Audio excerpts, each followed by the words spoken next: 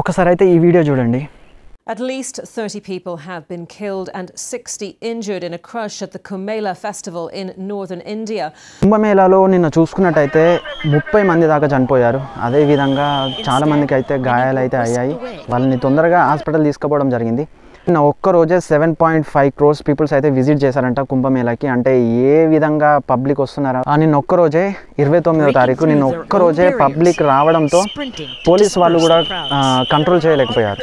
అసలు బుకింగ్ అయితే అవ్వట్లేదు. No regret. అండ్ చాలా వెబ్సైట్స్ చూస్తాం కదా, కంఫర్ట్ టికెట్ కానీ ఐఆర్సిటీసీ కానీ టికెట్స్లో చూస్తే మాత్రం అసలు బుకింగ్స్ అసలు చేసుకోవడానికి అసలు వీలే లేకుండా పోయింది. జనరల్ టికెట్లో అయితే ట్రావెల్ చేయాలనుకుంటున్నారు. అసలు జనరల్ టికెట్లో కూడా చాలా పబ్లిక్ అయితే వస్తున్నారు. అదేవిధంగా ఇంకా నాగ్పూర్ కానీ ఇంకా కొంచెం ముందుకెళ్తే ఉత్తరప్రదేశ్ ఎంట్రీ కాగానే అండ్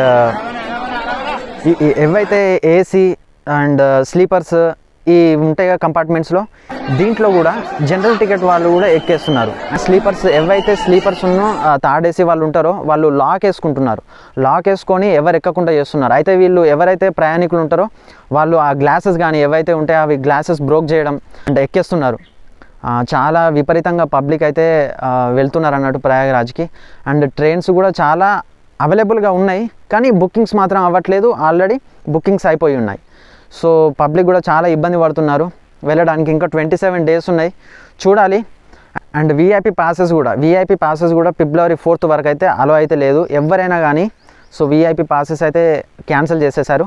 అండ్ ట్రాఫిక్ చూస్తే మాత్రం ట్రాఫిక్ కూడా అసలుకి ఎక్కడికి ట్రాఫిక్ అయితే దాదాపు 50 kilometers దాకా స్టాప్ చేసేసారు. ఎలాంటి వెహికల్స్ కానీ ఎంటర్ అవ్వకుండా బ్యారిగేట్స్ పెట్టేశారు.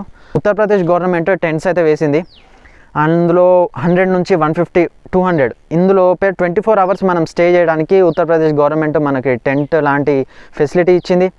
అండ్ చాలామంది అయితే వెళ్ళి 24 hours ఆ 24 hours దాటిన తర్వాత 100 rupees ఇచ్చి 24 hours మళ్ళీ నెక్స్ట్ డే నుంచి మళ్ళీ 100 rupees నుంచి కౌంట్ అవుతుంది.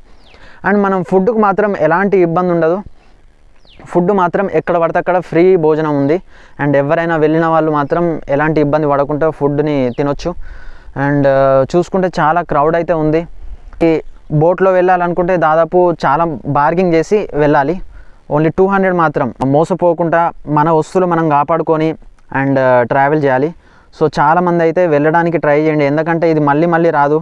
144 సంవత్సరాల తర్వాత మళ్ళీ మనమైతే ఉండలేం. ఎగ్జాక్ట్లీ మనం చూసుకుంటే మనం ఉండలేం. అదేవిధంగా మన పిల్లలు కానీ మన మనవాళ్ళు కానీ అసలు చూడలేం అన్నట్టు అదన్నట్టు. సో ఎవరైనా వెళ్ళాలనుకుంటే ఈ 27 daysలో మాత్రమే వెళ్ళండి.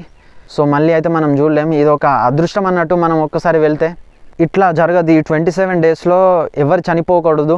అండ్ సో ఎవరైనా వెళ్ళాలనుకుంటే హ్యాపీగా వెళ్ళండి, దర్శనం చేసుకోండి. సో ఈ వీడియో మీకు నచ్చినట్టయితే లైక్ చేయండి అండ్ సబ్స్క్రైబ్ చేసుకోండి. And thank you for watching.